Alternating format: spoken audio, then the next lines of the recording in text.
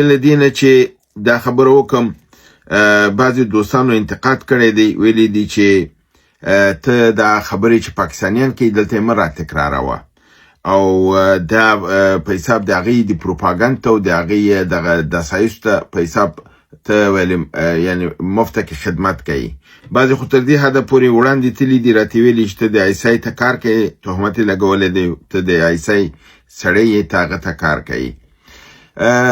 زه خو باید د دې دوستانو ته دا ووایم چې که چېرته دا خبر موږ تاسو در نه کړو او سبا همدغه پلان دښمن پیاده کړي، بیا تاسو وایي چې موږ خو بېخبر وو دا خو ډېر غافلګیره یې کړلو او داسې رقم زموږ کارپوهانو او سیاسیونو چې موږ ته اطلاع هم را نه کړله. دا د دښمن د پلانونو نه خبرېدل دا د ستراتیژۍ یو برخه وي. باید زموږ ملت زموږ خلک خبر شي چې هغوی څه پروګرامونه لري. که تاسو دومره جاهلانه مخکې ځئ چې بس موږ ته دا مه وایه د هغې ته کار دی، نو دغه کله چې یو مملکت په بل حمله کوي، دا مملکت کې چې سایرن غږول کېږي، هغه سرنګ چې وهل کېږي، اواز چې خبر ورکوي چې اله حمله وشوله، نو دا دښمن ته بیا کار کول دي، افراط تفریح او ګډوډي پیدا کول دي. نه، اطلاع ورکول دي خلکو ته چې ځانونه بچ کړي، ځانونه پوه کړي، ځکه چې دښمن را روان دی. ما چې تاسو ته کوم خبره پرون کړې ده چې دښمن دا پلان لري ستا پیسه کې په دغه رقم ته ستا تا تباکۍ ته وهي، ته ځان ورته تیار که.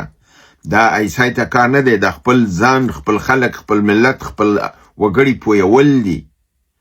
او خو جاهل خلک دي چې دا وایي چې فرضاً موږ مه خبروه چې بیا کله دښمن په دې سر راغی او دا مرمۍ په دې ککر ورته ویشتله که نه او مغزه ورته باد کړه، بیا په هغه ورځ باندې بیا دا جاهلان او دا نادانان پوهېږي چې دی سره څه لوبه شوې ده. تهمت خو ډېر اسانه دی، د آیسای سړی دی او د ایران سړی دی. زما تبصرې خو آزاده تبصرې دي، زه خو په ټولې تبصرې عمومي کوم، ځکه خو تاسو په دې تر اوسه نه پوهېږئ چې فاطمي څه وایي.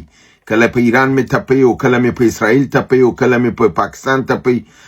څه چې کوئ وکئ، زما لاره، زما موقف، زما دریځ نشئ بدلولی. زه څه شی چې خبرې او څه چې زه د خلکو په خیر او د ملت په خیر ګورم هغه زمونږ حتی ډېر سیاسون خبر نه دي چې پاکستان څه لوبه لري. بعضې چې ما نه دا اوري ټکان خوري، راته وایي چې وروره دې نه خو موږ هېڅ خبر نه یي. خو دا نه وایي چې ته دا ولې راوړې، هغه وایي چې ښه شي خبر دې کړلو چې لوبه څه روانه ده. دا صرف جاهله طبقه ده چې هغه وایي چې موږ ته دا خبر مه راکوه چې پرېږده په جهالت کې مړه شو.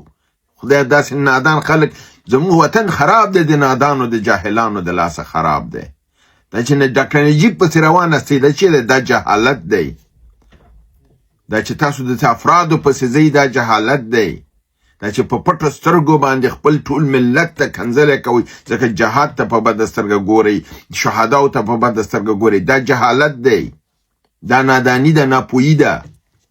ځکه خو درته هم لاړ شئ کتابونه واخلئ، اګزام پرې کوئ په تاریخ. اگر چې زموږ خو بعضې خودساخته پروفیسران هم دي چې هغه هم د ډاکټر نجیب قبر ته ځي.